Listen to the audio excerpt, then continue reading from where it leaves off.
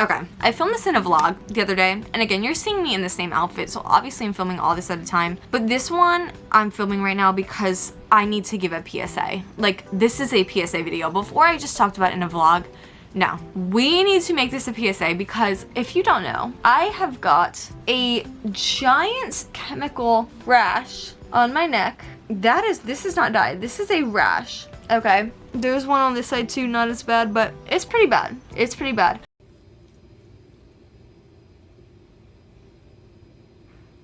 So like, what is this? Like, bitch, listen.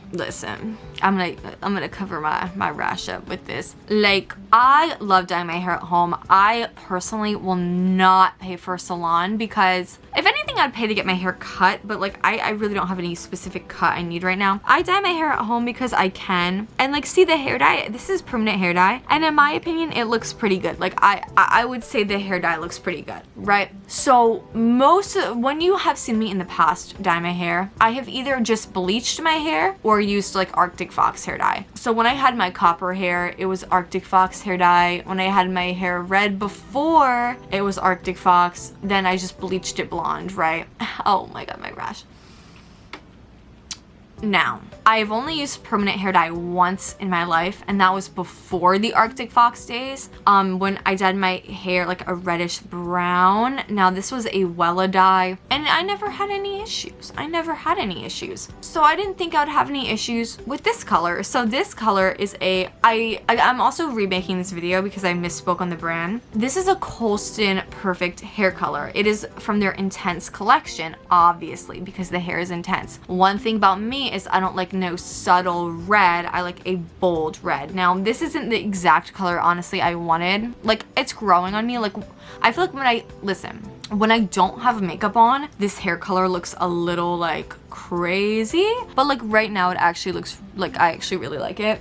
But I like having bold red hair, so I thought I would get, you know, a hair dye from the Intense collection. And I also wanted a permanent hair dye because the Arctic Fox washes out very fast, especially if you have bleached hair underneath, which is what was happening because each dye, I was bleaching my roots. Like, when I would dye my hair with Arctic Fox, I would bleach my roots and then dye my hair with Arctic Fox. But then what was happening is my whole hair was becoming bleached, so I feel like it was almost rinsing out faster. Like, you could tell more noticeably because it would get so much lighter after like a week, if that makes sense. So I just figured I would rather dye my hair a permanent red and have to upkeep it a little bit less, you know? So that's what I decided to do, and I found this cute color. And yesterday I said, you know what, we're gonna dye my hair today, because yesterday it was the day before.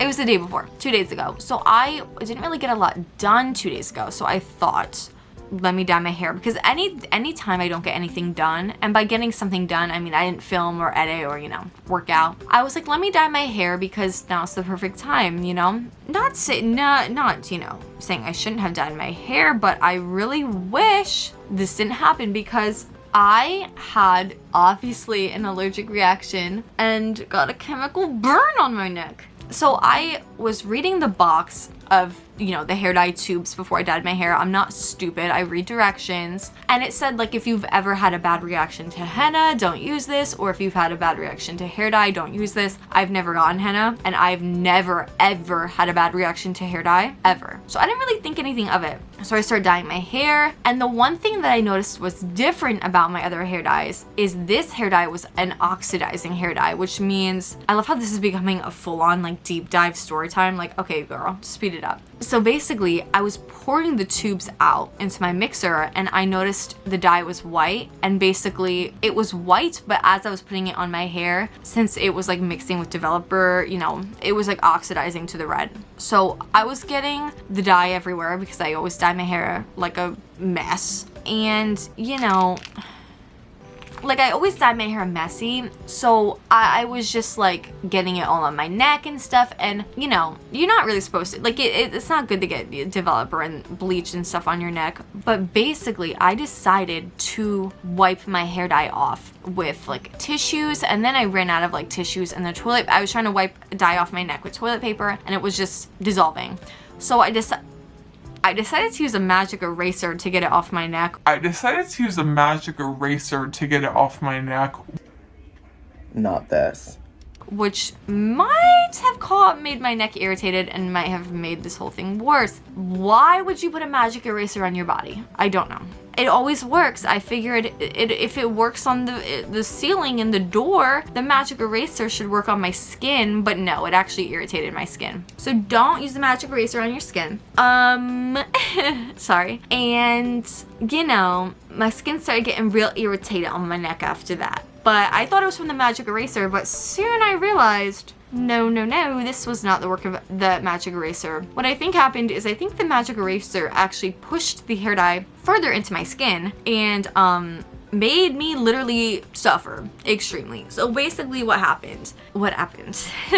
So it starts really burning on my neck, but not like horrible, right? And at this point, I'm about to wash out my dye anyway, so it's not a big deal. So I go to wash out my hair dye, and like it starts feeling like acid is being thrown on my neck. It starts feeling like I'm getting 3rd-degree burns on my neck. I have never felt pain like that. And the thing is, like, I was trying to keep it together, but like mentally I was trying to keep it together, but physically my body was reacting by freaking out. Like my heart was like, my body was shaking. It was in so much pain. Like honestly, like I felt like my throat was gonna close up because it was like on both sides of my neck. I was getting this like literally burning hot feeling, acidy feeling. So I was like getting really freaked out. So here I'm trying to wash the hair dye out, but the more I'm like showering it out, the worse it's getting. I can't handle it anymore. So I have to pause showering and washing it out. And I just wrapped a towel around my neck and just sat on the floor for like 10 minutes. And I was like, you know,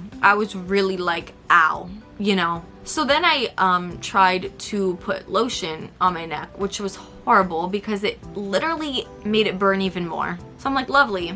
So then I did research into what was going on, and apparently there's a chemical in permanent hair dye called PPD, which gives some people allergic reactions. Now luckily I didn't have like a balloon head, like your head can literally like expand and you could like actually die from this, but like I was just getting like rashes from it. So I was like, oh shoot, so what am I supposed to do? Like how am I supposed to wash my hair now? Because I am having an allergic reaction and I couldn't find any allergy medicine. So I read online that hydrogen peroxide oxidizes the dye and stops the effect. So I just put hydrogen peroxide diluted on my neck, and that's what made my neck feel the best, but I don't know if that was placebo. But that didn't help. The elephant in the room is I still have to wash 50% of the dye out of my hair still. Like that, what am I gonna do? So I got in the shower and like really tried to like, I flipped my hair over so it wouldn't touch my neck, and I was trying to wash it out, but then it was like going on my face, and I'm like, shoot, I'm gonna die from this. This is going on my face. And then I was just like, ugh, and then it started burning again, and I was like,